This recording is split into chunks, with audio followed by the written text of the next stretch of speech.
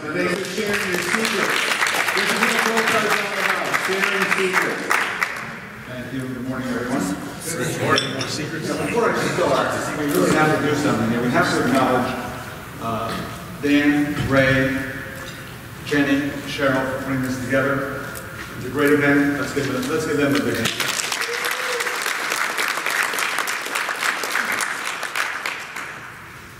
Okay, so anyway, I was describing Interchange this morning to a few people. I said Interchange is like taking medicine.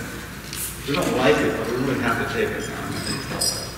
So, and I also want to do a little bit of housekeeping on this. Now, I apologize that these books are last year's books. These are from 2016 because we don't have the October Interchange ready. Now, I spoke with Barb. As soon as they're available, we're going to email them out to everybody so you'll have the updated numbers. They're not that much different, but they are somewhat different. Also, if you just turn to page 35, there is a mistake. It's been this way for a while with on the interchange? Interchange or statement? Statements are interchange. So down at the bottom of page 35, the second from the bottom, purchasing card level 3 is not 2.5, it should be 1.85. Plus 35. Where is it? Second from the bottom. Second from the bottom, buddy. 2.85? 1.8. I want to pay attention. You can't go out last alternation. So just 2.5 to 2.85. 1.8. Richard, what was it?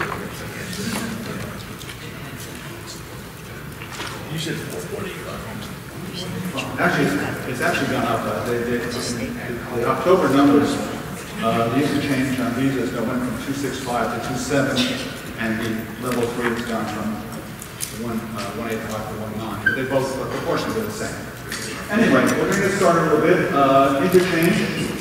What is interchange? Okay, so what is interchange? Interchange, for those of you that don't know, interchange is the fee that's collected and sent over to the card issuing bank. So it's the card issuer that makes the bulk of this, of what we're charging the merchant. The merchant says, oh, you guys are making tons of money. No, we're not making all the money. The card issuer is making, they're making the money. So if you think that you pay your bill off at the end of the month, so they don't make any money on me, they're still making that interchange. So they're doing fine. Even if you pay your bill in full, they make a nice living. All right, dues and assessments. What are dues, fees, and assessments? Now, when we talk about interchange pass-through, we're really talking about a combination of the interchange plus the dues, fees, and assessments. All right, so let's get that straight. They're really thought of as a combined number.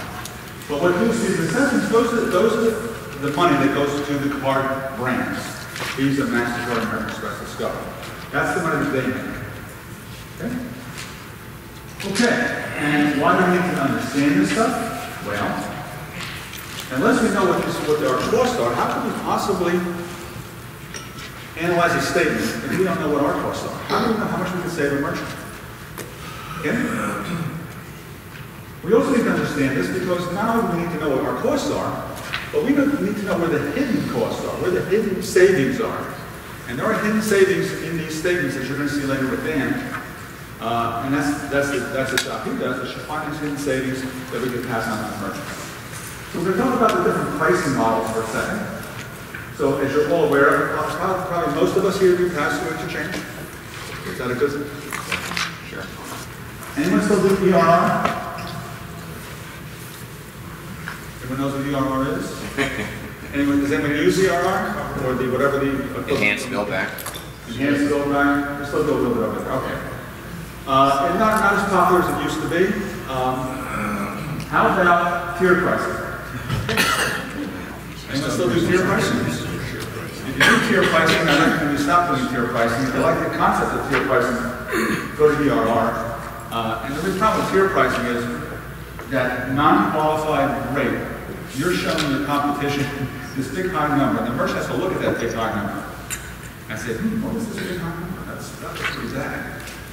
So don't give your competition an opportunity to take your business away. So I'm not a big fan of tier pricing at all. Flat rate. Now flat rate has become a big deal now. Because who do we know that does flat rate pricing? Our friends over at Square. Right? So they're now competing with flat rate pricing. And you know that Square is an aggregator, so they don't have to deal with the monthly fees and the PCI fees and all that good stuff. So they have flat rate pricing. And I've had people come to me and say, well, you know, how do I can I compete with 2.75? Yep. The answer is yes and no. You can, but not others. So it's important to understand this, because if you don't understand interchange and you can't do the math, don't talk about flat rate pricing. Just walk away from it, because you can get killed if you're wrong. Okay? So we have a board meeting. So let's talk about just for a second about flat rate pricing, how it affects interchange. So let's talk about some just to do interchange, to understand interchange, you need to understand some basic concepts. And you need to do some basic math. If you're not good at math, find someone in your organization that is good at math, so they can do this for you. Okay, so in order to do flat rate pricing, you need to know a couple of things, and you need to know them well. So you need to know what is the average ticket for this merchant. That's the critical number. Okay, what's the average ticket? You need to know what type of cards does he take. Is he heavily weighted to debit cards? Is he heavily weighted to rewards cards, etc.?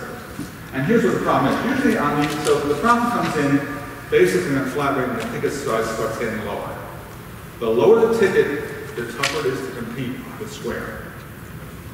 And also the lower the volume, because we have certain fixed costs which they don't have, because they're aggregators. They don't have those, they don't have that monthly fee to worry about, they don't have that PCI fee to worry about.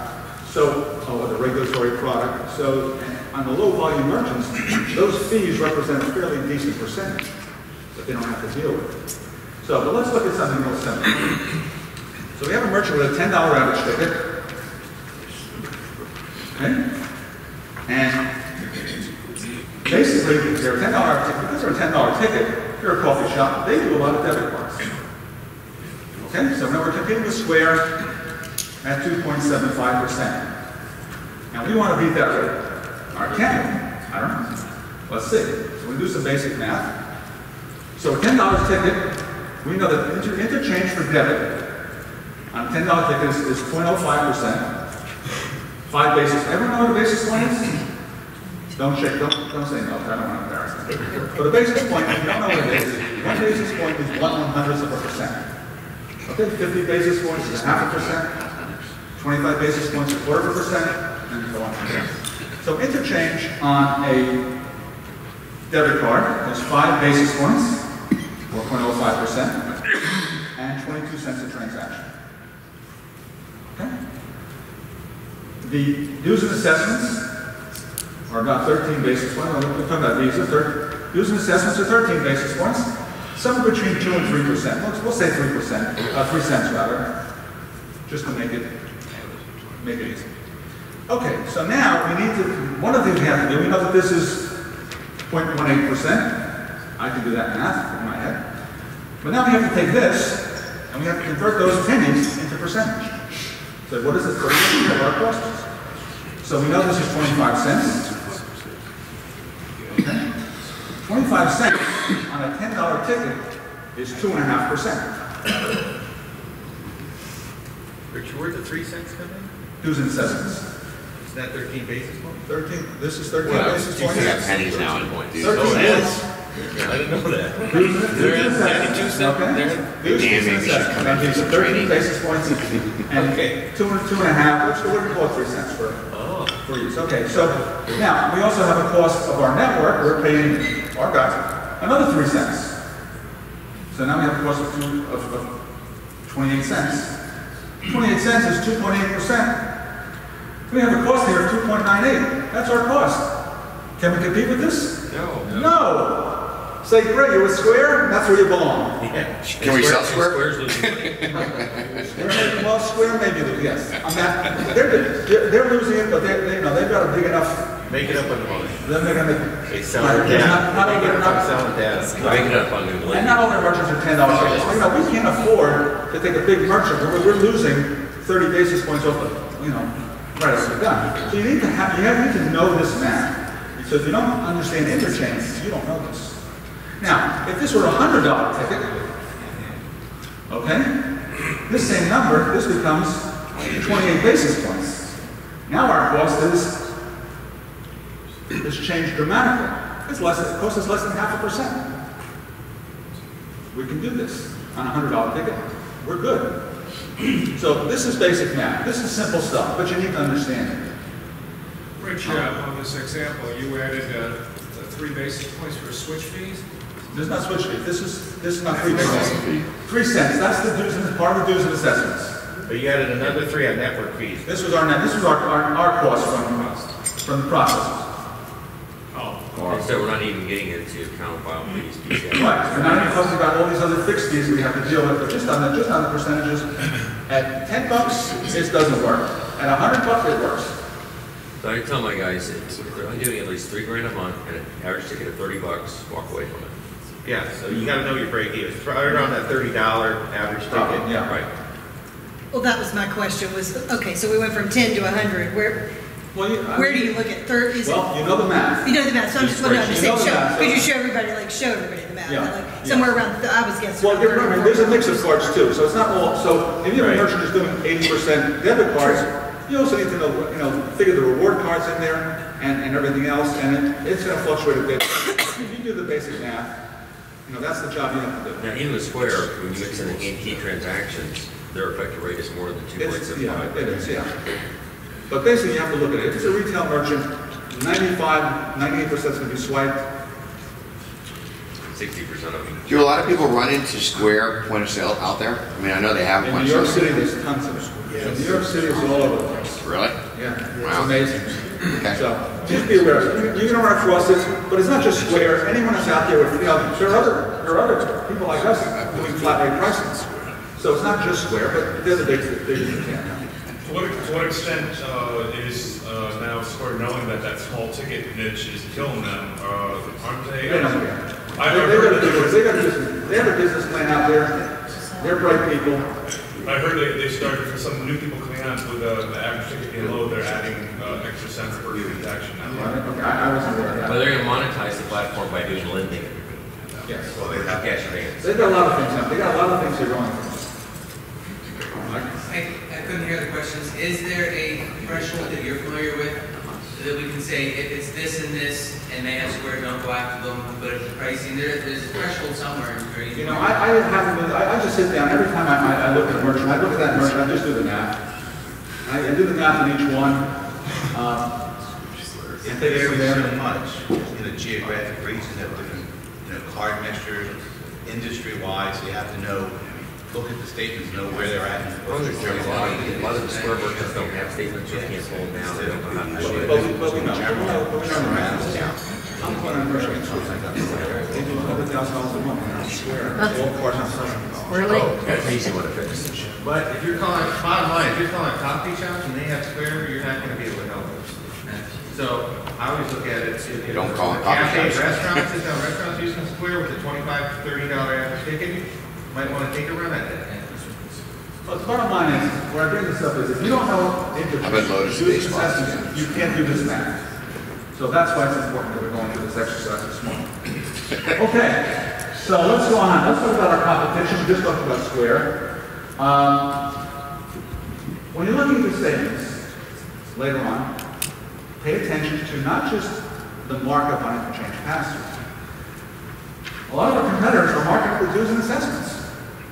So again, you need to know what the costs on dues and assessments are. So I've seen many statements, my friends at the North American Bank are, they love charging 19 basis points on a Visa assessment that I know the cost is 13 basis points. Now they just added in 6 basis points more. So on a high volume merchant, remember we were working at 10 basis points, that's 60% more profit for them. And how they get around that is they don't use the word right above that, they'll say processing dues and assessments instead of interchange. No, they added right in. They added right. I said that. Right, but how what they right call in the it. fee, they changed it from 13 to 16. And actually, on a first data merchant, we could do it if we wanted to. On the North platform. No. Oh, really? How do you do it in Omaha? It's on Schedule A. That gives you. Surcharge for these assessments, right there. You put a surcharge in. Okay. Well, So be aware of that our competition understand what the basic costs are on dues and assessments. You have the charts in here. That's the first chart we have, is your dues and assessments. Again, they're slightly different, you'll get the new ones, but Hey, Rich, question for you. I've seen a situation where someone's getting interchange in 10 and 10 for the sake of argument. But then I go in there and they look like their corporate cards are 3.4, 3.5. How do they do that? It's surcharge the interchange. So they modify the actual interchange to 3.5%. No, I know they can. well, Do we have that capability as well? well, you're putting, no, I haven't seen that. if they're only doing it on corporate cards, They were only doing a corporate card. yeah, Oh, really? Okay. they built a custom way of doing that. We don't I have a way realize of that. doing They have a it. custom bucket. I just asked the question whether we could do it. Our competition is, we're creative people in here, and there are other creative ISOs. We don't wanna be We're that. talking about some other creative We things don't. that they do that are not quite right. Thank you for setting me straight. These are facts of life. These guys are going to try Ways to to do I feel profit. better now. Yeah. make more profit for good or bad reasons. So in addition to, so in addition to the marketing dues and assessments, I ran across Wells Fargo. We ran across some interesting things in there, and they used to throw a fee in there called interchange clearing fee, 25 to 50 basis points. I looked into a merchant, saw that interchange clearing fee was $800. Yeah. $800 just on a bogus fee called interchange clearing fee. Okay, let me tell you how bad Wells Fargo can be. I found a steel company in California. If I'd been there, I would have got the deal. But the CFO was so embarrassed that once he found out he was paying 9% effective rate on his merchants processing, and he didn't pay attention to it because their sales, ACH check, whatever, was 10 million, and they only did half a million on credit cards. And he wasn't watching it. Well, we love our bank. Okay. All right. Okay, anyway, so these are things you have to look for. So if you know what the fees, the true fees are, and you go down the list and you say, what is, if you see something odd like this, is it real or is it added in? So not everything you see should be there. Okay, so what actually drives this interchange? We have all these different categories. Why so many categories? What's causing this to happen? Okay, so we have different prices, different fees from the different card brands. So Visa and MasterCard and Discover, they're kind of close. They're not exactly the same, but they kind of mimic each other. And then we have American Express, and in the book we have the American Express fees. So American Express works a little different. They go by dollar value. So the higher the dollar, the higher the fee. This is on OpBlue. So understand OpBlue, you should have the charts for OpBlue. It goes by MCC and it goes by dollar pricing. So it's important that you get the right MCC code because the prices change dramatically. The bracketing changes based on the dollar amount. So if you're dealing with a B2B merchant that we do a lot, you better make sure that you're picking a B2B, a business-to-business SIC code, or you're not going to do right with that merchant. So SIC code is important that you pick the right one. Okay, the other thing that's affected, and we talked about SIC code, just real quickly. For example, SIC codes, supermarkets. Important that you know the right SIC code that's a supermarket, because it's a different interchange. If it's a gas station that sells gas or doesn't sell gas, you better pick the one, the gas station one, not a service station. Don't pick an auto repair, because you want to get that interchange right for the gas station. It's important stuff. Hey, Rich, do you have by chance an interchange from like 20 years ago? Would be kind of interested to share with people where it's grown from this. So 20 years ago. So when I started with this business, it'll be 30 years this coming February. Newbie. There was no, we had one rate. We had one rate. One. You walked out there, my cost at that time was $165 and 20 cents and $7.50 a month. And you know, in 3 minutes I could tell the merchant to the penny what I could save. It was easy. Now we went from one rate to 700 rates. So 20 years ago, we probably had a handful. Interchange was maybe 10. There were 10 interchange times. We're also doing tiered pricing. Today it's a different world. Okay, so the next thing, what drives interchange is that card swipe or is it keyed? Okay? Now, on debit, it doesn't matter. Okay? Regulated debit doesn't matter if it's swipe or key, but everything that's on the debit card, it'll be affected by the fact whether it's swipe or it's key. Now, in your interchange book, you'll notice that it's keyed. Actually, maybe that in 2 seconds. I'm going to hold off on that. But it affects the swipe or key.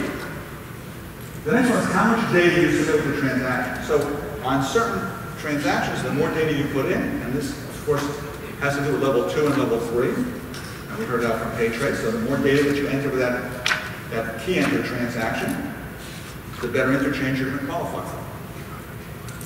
And it even goes to your terminal-based merchant. So you're the terminal-based merchant who's doing key enter transactions.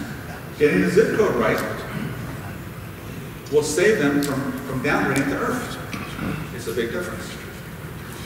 So zip code is important when you're keying it in.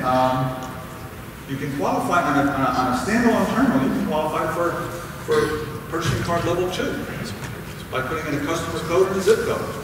So if you're loading a terminal up, make sure that, and you know that that merchant takes corporate and purchasing cards, make sure it's prompting for those purchasing card prompts.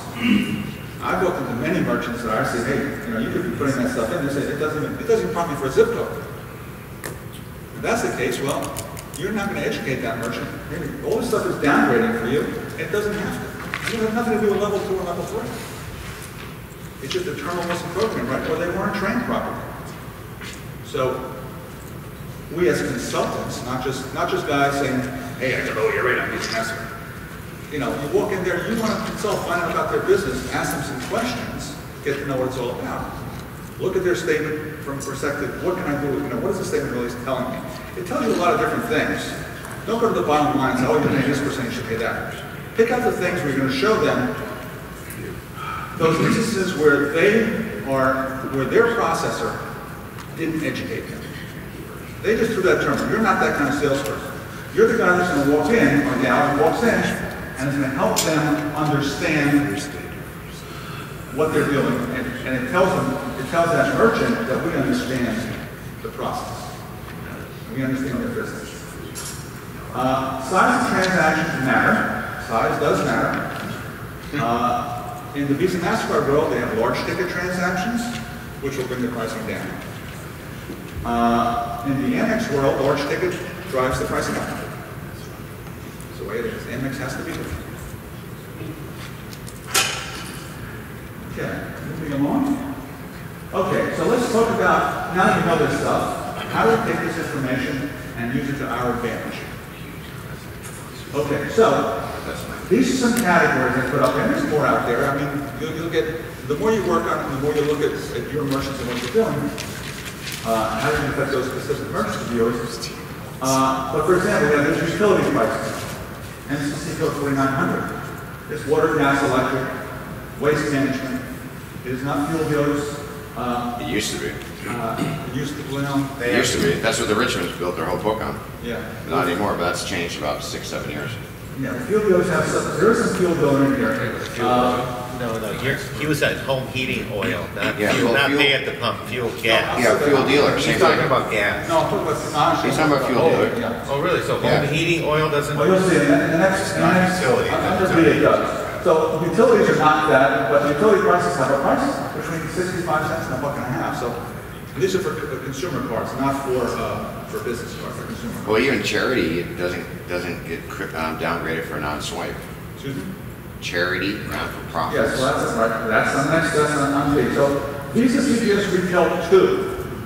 So retail 2, you have government, school, insurance, subscription, fuel bills. Again, getting the right SIC code is important. If it's a school, a child care, or a charity, charity is next. But these guys, they can swipe it or key it. It's the same price, 143 5 is the interchange. But you have the stipulation, consumer cards. But I have a stipulation consumer cards. You know why? Because it's only consumer cards.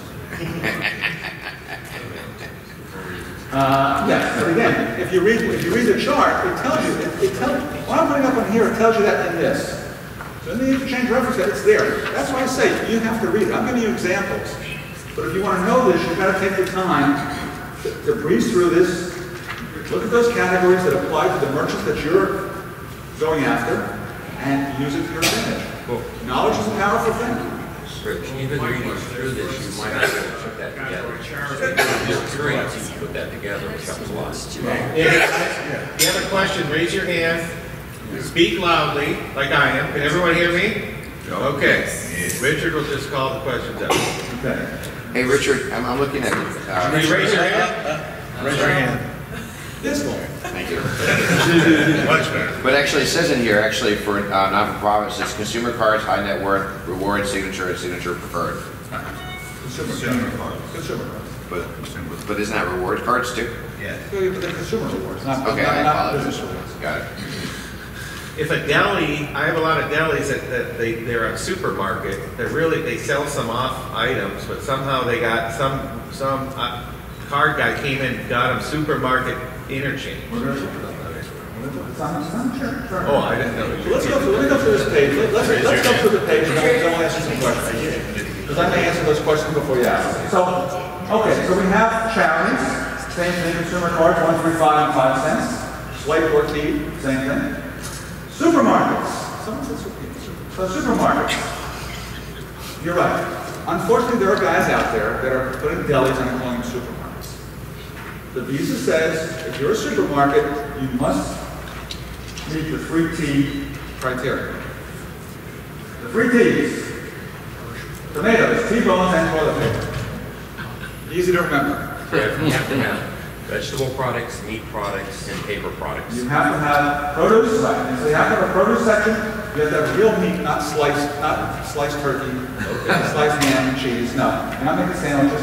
You need to have a real butcher department, and you have to have paper goods. If you meet those 3 qualities, then you can be qualified as a supermarket. It used to be much more strict. At $2 million, you added $2 million. It doesn't. They don't have the aisles anymore? Yeah, it used to be multi-lane. They required more. Yeah, it used to be multi-lane and $2 million. That doesn't. Retail bakeries. And there's caps too in there too. We have Ray, I'm the one who's got my hands up, so everyone shut up. So do you actually got to be selling the toilet paper, or you just can't be in the bathroom? It's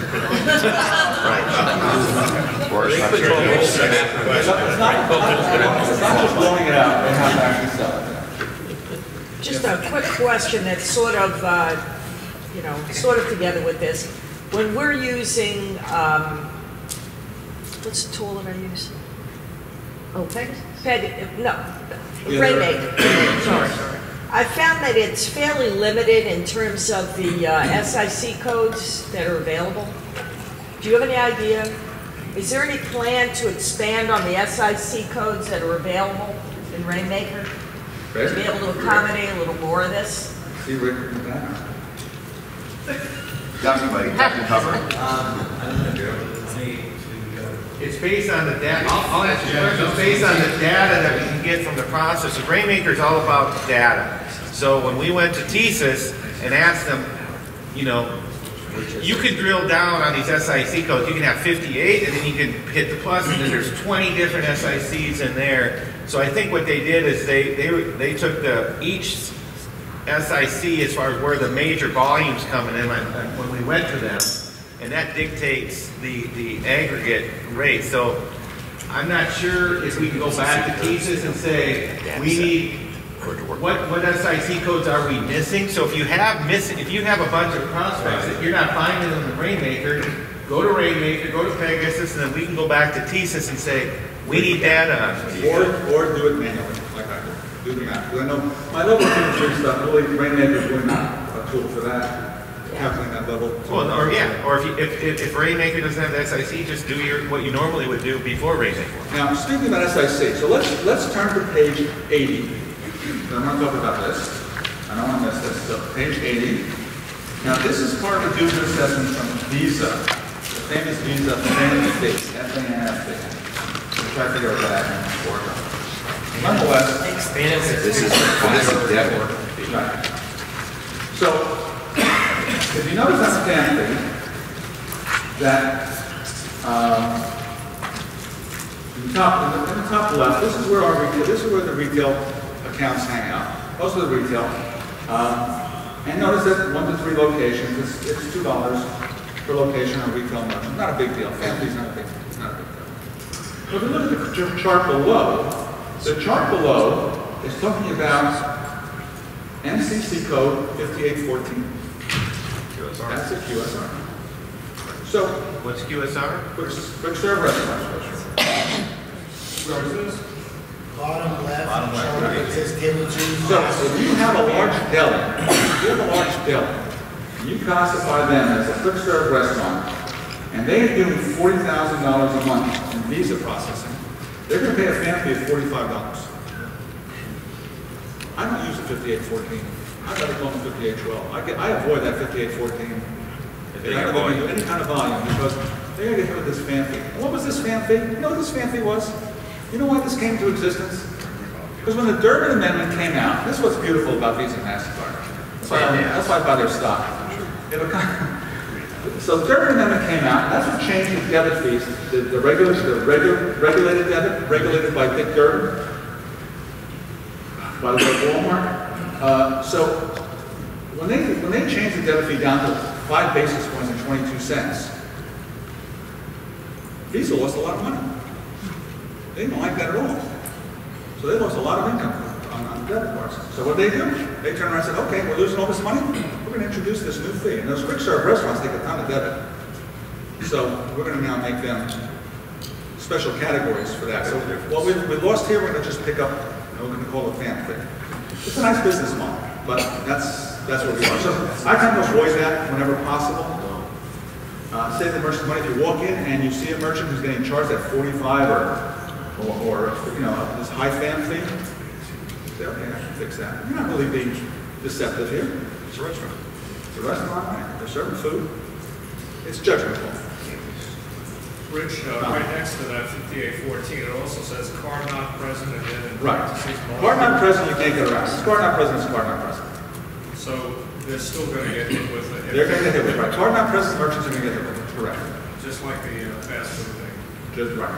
They can't get around. They know that the card's not present. That they can figure out. That's not a MCC code issue. John. Is it to change these MCC codes? I'm sorry? Yeah, we just changed them, right? They're not questions. Usually if you change an MCC code, it goes to underwriting. So underwriting will look at it. Now, if you're changing from a quick serve restaurant to a restaurant, I don't think that's an issue. But they do, the underwriting does take a look. But if you're changing that code, they will say, wait a minute, this business is changing. Well, what's, are they going from a restaurant to a travel agent? They need to look at that. Yes, sir. What's a good example of a merchant aggregator? What is a good example? Square. Yeah. Got it. Enough said. Is there any official delta between MCC code and SIC code? No, same thing. There's just terminology. Yeah. Doesn't apply anywhere. No. Visa came up with that merchant category code, but it's derived from the SIC. Louder, please. I thought last year we talked about if you change them from fast food to fine dining, are they still eligible for the small ticket pricing? Or they lose that? They are. Restaurant has, yeah. Okay, I thought Last last year somebody said that they weren't, but But they are, yeah. But they are. A ticket is a ticket, whether it's... someone last year said it, I was. they did, yeah. I don't think they can get that, no signature required though on the low cost. What's the new signature ruling on no signature? That's all changing. Yeah. Yeah. Okay, so- I'll tell you the truth. Like EMV now. Let's Let Richard present. So let's finish. Okay, so we know about super. Let's talk about, okay, we're going to talk about level 3 transactions, our corporate purchasing cards. Now, what qualifies, a lot of people have asked me this question the last couple of days. What qualifies for level 3? Well, what qualifies in the world of Visa, it's only corporate purchasing and government cards, but not business cards. So if you've got a business card, that's not eligible for level 3. In MasterCard, however, it is all of the commercial cards. So it doesn't, if it's a commercial card, on MasterCard qualifies. So that's important to be aware of when you're looking at the statement and you see that, oh, look at all these Visa business cards. They're not going to be eligible for level 3. Not today, anyway. And you see the difference that they pointed out yesterday. On Visa, it's 80 basis points difference. On MasterCard, it's 90 basis points. And on some of the categories, it goes up to 100 basis points. So there's some big savings in level 3 processes. Now, I'd like to take a few minutes because a lot of people ask me questions. I want you to know that if you want to get into this level 3 space, if you have your own customers that they're already signed up, like Dan said, he wants to look at those customers and make sure that he's going to secure them so someone like me doesn't walk in and take that customer away, great idea. On the other hand, if you're looking to actually go into that market, okay, I want to go into that marketplace and start writing B2B because I think more margin is there, and it's all true. But understand something, it's a different selling concept. It's a different sale. It's not like walking in to a restaurant, talking to the owner, getting out of the kitchen, say, hey, let's look at your POS system. This is a different piece, okay? You're not going to walk down the street into the local wholesale or manufacturing company, steel company. You know, you're going after wholesale distributors, you're going after manufacturers for the most part. That's your marketplace. That's not Main Street USA. Okay, you can't walk in the door and I want to speak to the CFO, please. It doesn't work. So you need someone, whether it's yourself or a telemarketer, that get on the phones, get through the gatekeeper, try to get to the person that's involved in it. It's usually the CFO. You're rarely speaking to the owner. The sales cycle is much longer. It's rarely a one closed call. Unless it's a smaller company and you are talking to the owner, you might get it in one call, but it's rare. It could take, I've had accounts 3 years before I actually close the account.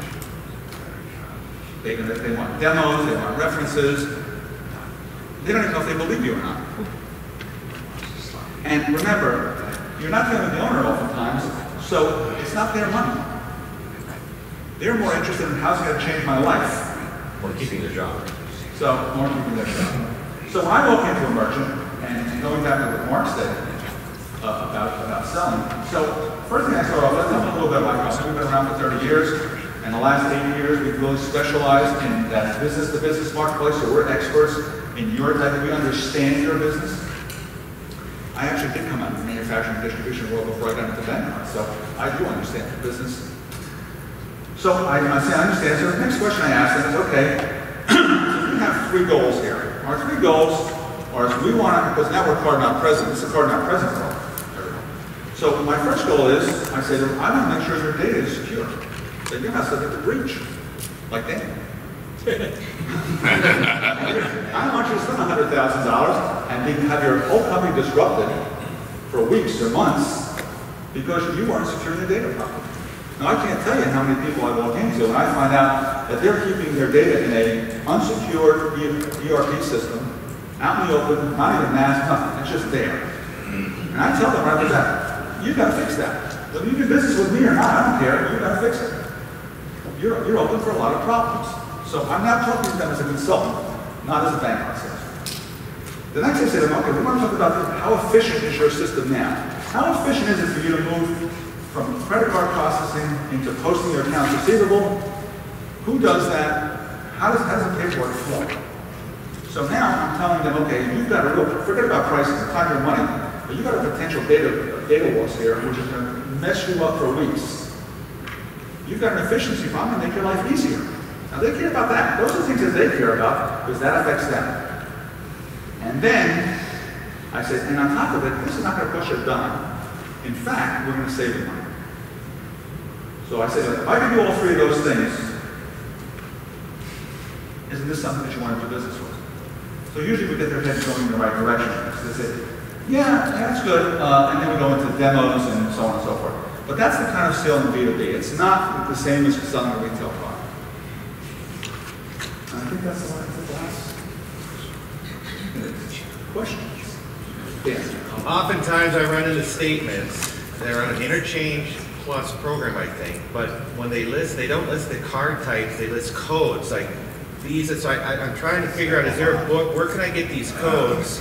CCVV1. Visa 20. I don't know if that's a debit or.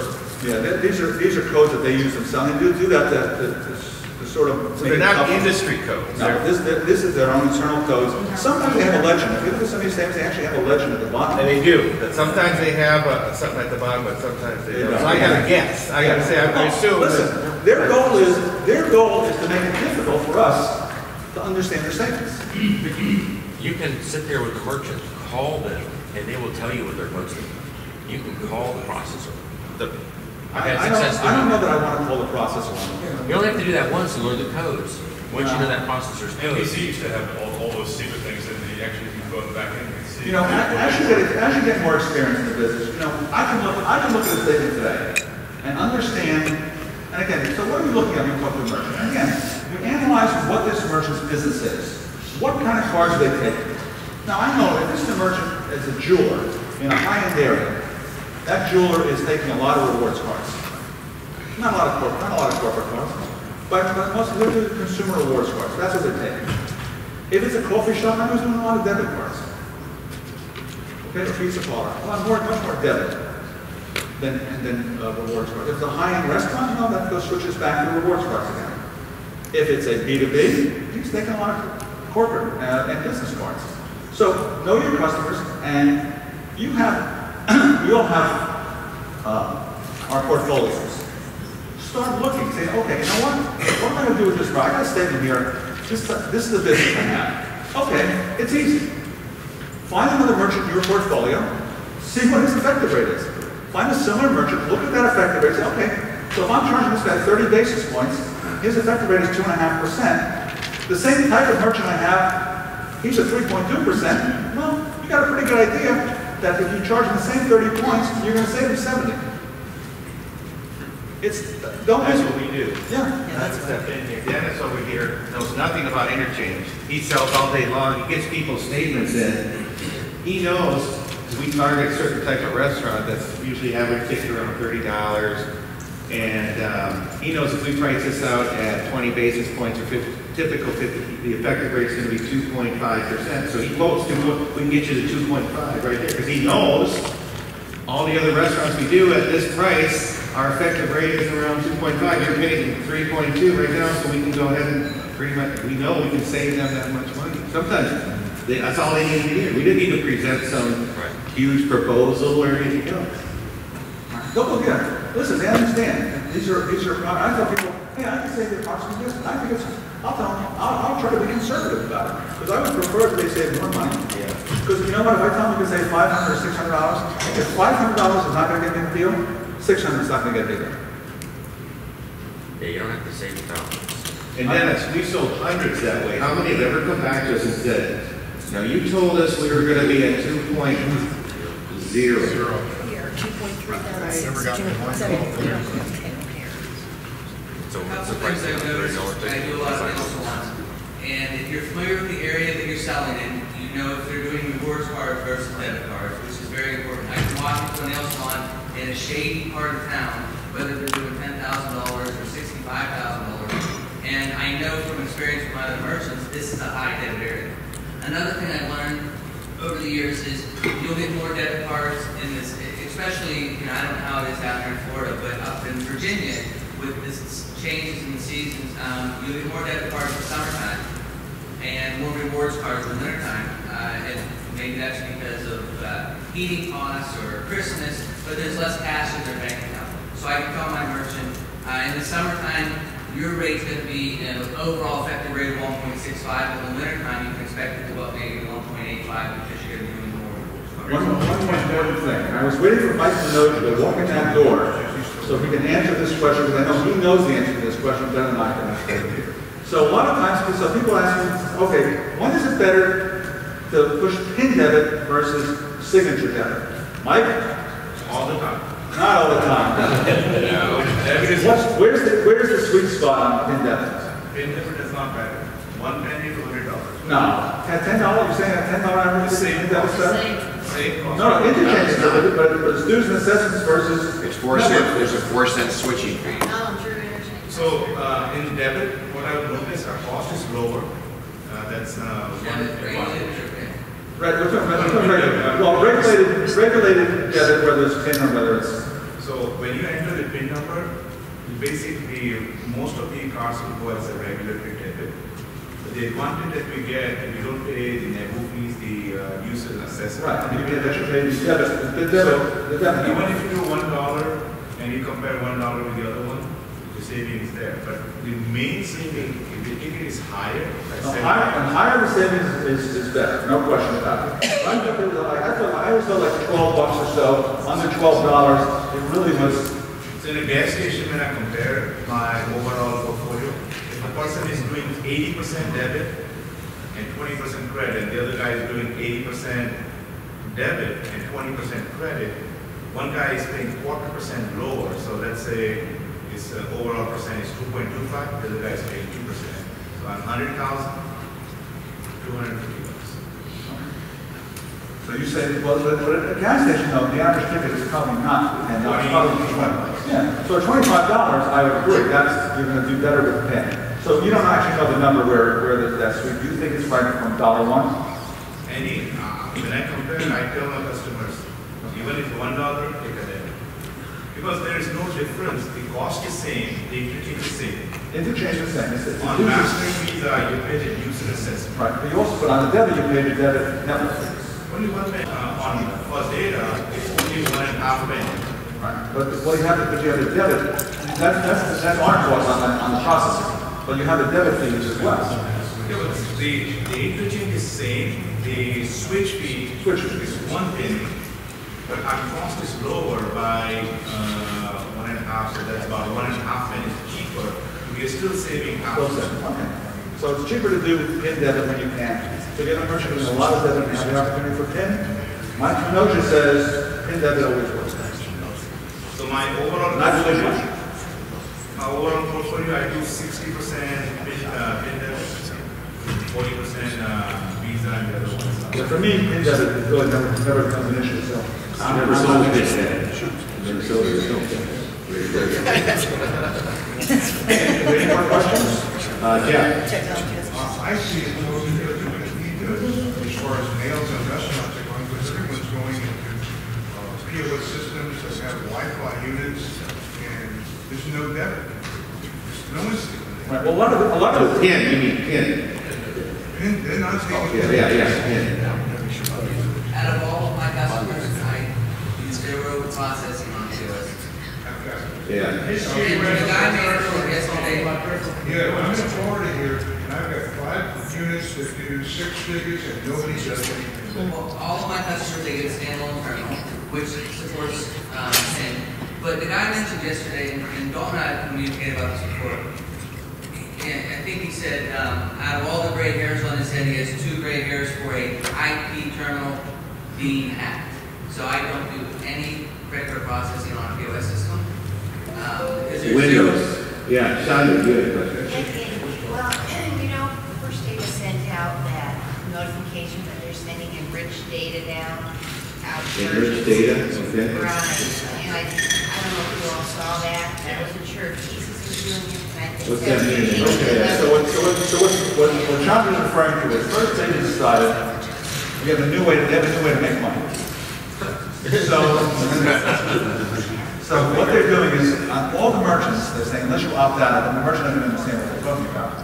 So they're going to take that, all the business and corporate cards that will qualify for level 2, that are not qualifying today, they're going to send that, they're going to put in sales tax and an industry code and convert those to level 2 transactions. Keep the difference. They're going to take that savings, give half of it to the merchant, and they're going to take half of themselves, and I think we're going to get 20% of their half or 10%. So they're going to do that because they're such nice guys. Of course, they're violating Visa regulations because they're putting in dummy sales tax when sales tax may not apply, but let Visa pick that up at First Data. But that's what she's referring to. So is Visa's doing that? I mean, are they always capturing that? I always thought the banks were capturing that differential. I think Visa and Master are going to have an issue with this. I would think they would. No, TSYS, to answer your question, no, TSYS doesn't have that. And there have been times where transfers of TSYS has come in with, we had that annual MasterCard situation where they'll do this. And our contracts, this is so great about CoCard, is that our contracts really prevents our processors from really, we could have fought that, probably legally, it's a violation of our agreement. But that's why they probably let us into that party and wait for us to boost our revenue a little bit. But Has anyone in the room compared, let's say, First Day to Omaha to a TSYS and the same customer, same dollar average, the whole deal? I always feel like Omaha is kind of sticking to me a little bit on some of their interchange fees. We've done it, and we're 95% sure, 95% sure it's cheaper on TSYS. Where are you seeing the difference? Well, my guys do all the math, and it's like a 6-line spreadsheet, so I can get it for you if you want it. But we've done it several times, and there are people we know for a fact that we put on First Data before we had TSYS for a technical reason that TSYS is now solved. I don't see it. I mean, I see where I'll show you how to First Data puts it was the opposite. We were running into a situation with Earth that there was a lot of downgrades going into Earth. That first, when they were at switching from First Data, they were at First Data, then over to TSYS, and their fees went up because some of these cards were being downgraded to Earth Interchange, and we really dissected that. And we went to TSYS with transfer skills, and they were showing us the grids and Milburn, and you know, we were fighting it. And I don't know if we ever figured that out or not. We figured it out, but. So it may be, you may want to take a second look. If you looked at it in the past, maybe do another analysis. But the same with transfers. We had a situation with the ATF debit, that little is that called AFP or ATF? What is that?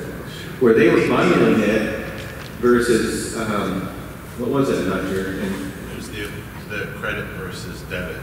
Yeah. Wire processing. Yeah. So they were, that was another, well, we're talking about I think it was less than 2 basis points or something. 0.4 cents. Was it?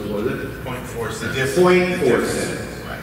So it wasn't a big deal, but when it comes to a large volume account, at First Data, they went, that was a little difference there. So I think it depends sometimes on the account, but overall, I think they're comparable. I think if you've done, I'd like to do another analysis, just like you've done.